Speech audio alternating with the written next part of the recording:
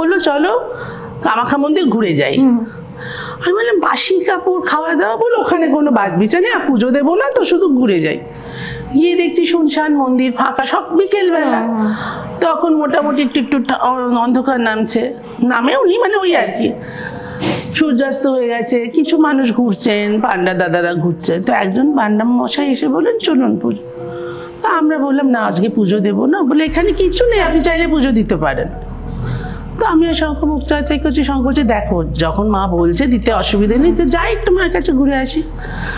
কিছুই চিনি না আমরা। তো পান্ডা মশাই বলছেন একটু পা ধুয়ে কুণ্ডের জল মাথায় দিয়ে যান। এরকম সিঁড়ি দিয়ে উঠে চাতাল, ওইদিকে কুণ্ড, কিছু দেখতে পাচ্ছি না, কিন্তু এরকম সিঁড়ি দিয়ে উঠে চাতালটায় নামিয়ে না আমি শঙ্কর হাতটা ধরে দাঁড়িয়ে গেছি। শঙ্খ বলছে তোমার সেই স্বপ্নটা না, সিঁড়ি নামছে, ওই জল, দুপাশে দেয়াল, তাতে নানা রকম মূর্তিগুলো আমি স্বপ্নে দেখতে পেতাম না। আর ওই কোথাও প্রদীপ, কোথাও মোম এরকম জ্বলছে। এবার আমি না আর নামতে পারছি না। আমার মনে হচ্ছে আমাকে এত বছর ধরে ডাকছে, আমি জলে পা দিলে আমায় টেনে নেবে। মানে আমার হাল দেখে পান্ডামশাই জিজ্ঞেস করেছেন আমার বরকে যে কি হয়েছে, ওদের অহমিয়া ভাষায় মেশানো টেশানো হিন্দি টিন্দি। তখন আমার বর বলেছে, তো উনি তখন আমার দিকে তাকিয়ে বলে এত বছর ধরে ডাকছে মা, এখন এলে?